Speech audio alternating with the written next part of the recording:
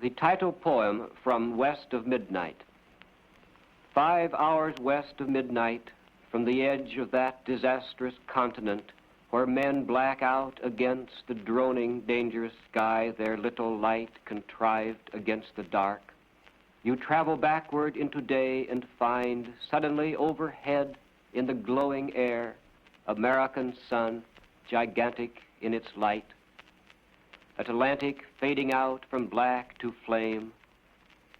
And while that westward sun moves over us, we only wait, our eyes grown tired of day, the grave oblivion of the evening. Here light and air, a man's free will to make the daily choice to do or not to do. The right to ask a friend met on the street, what do you know for sure in a new morning? The mind yet keeps its agile mastery. There the blackout, under the bony skull, is more than moonless midnight, dark as doom. Men in the patience of the paralytic wait one coming, candid, brilliant day when no more in their country it will be son against father, friend betrayed by friend, a man's life lost on the tip of a stranger's tongue. Yet even here in open daylight, walking familiar streets of our own towns, we feel tension of time contracting like a tendon. Going through apple orchards, we can gather the ready fruit, Grimes' golden northern spy, holding the ripened autumn in our hand, but know behind the season's urgency another onward force that speaks with blunt mouth to inner and to outer ear, simple, solemn words.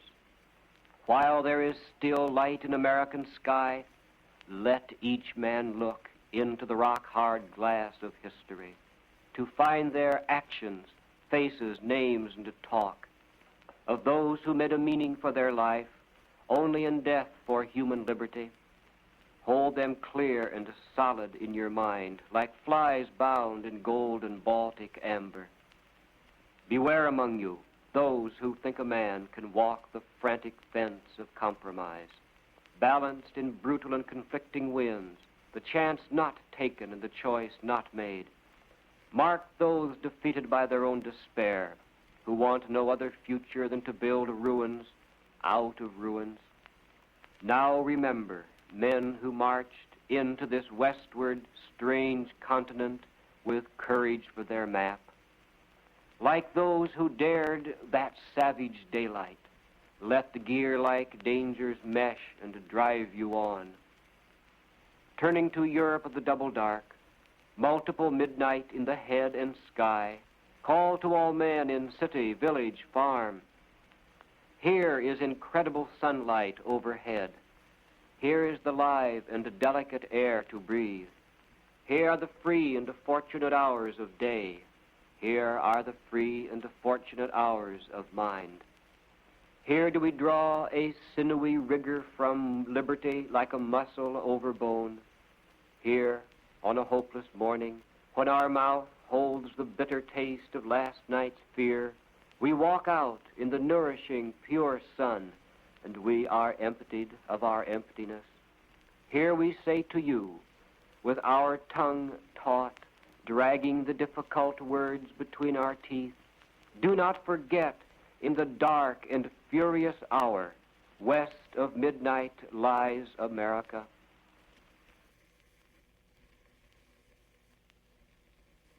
Three poems from West of Midnight. Pair. Nothing can live alone, two are behind each birth.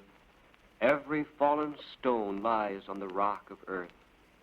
Never a single thing has the whole power to be. Always the wind must bring pollen from tree to tree. A man is how he stands, thrust of foot in shoe. I am my own long hands and their live touch of you.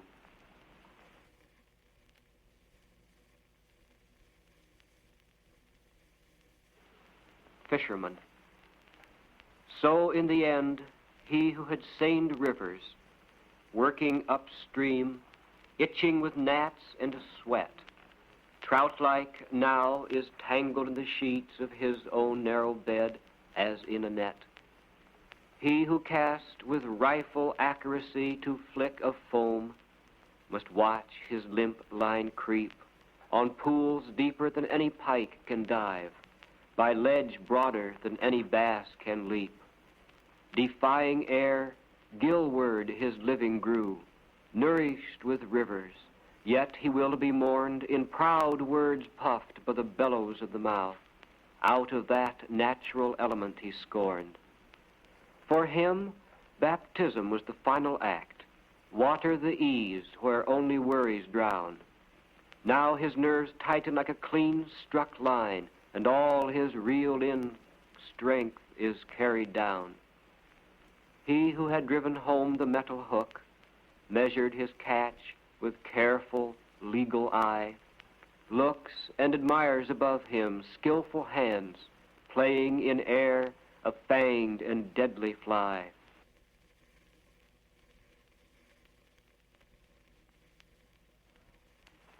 Ralph Waldo Emerson.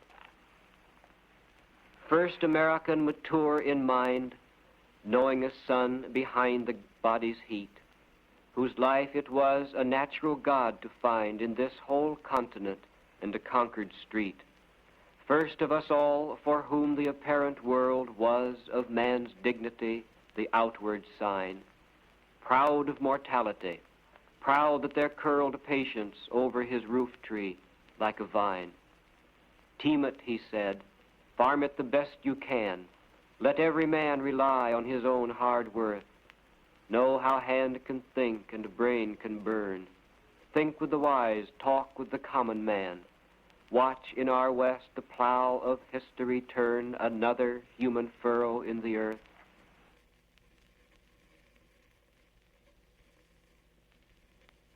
Conclusion to the title poem of Corn.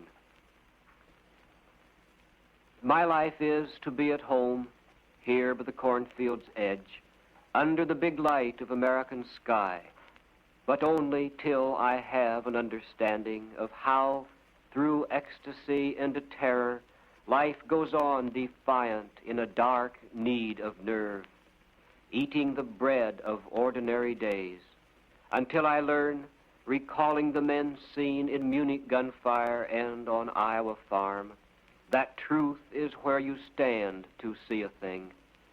How can I know the world and my place there before I know myself? Too long I went with a great urge and shouting into life. Now I will let it, like a change of season, come to me here. A grindstone does its job by a perpetual turning in one place, wearing itself down slower than the steel.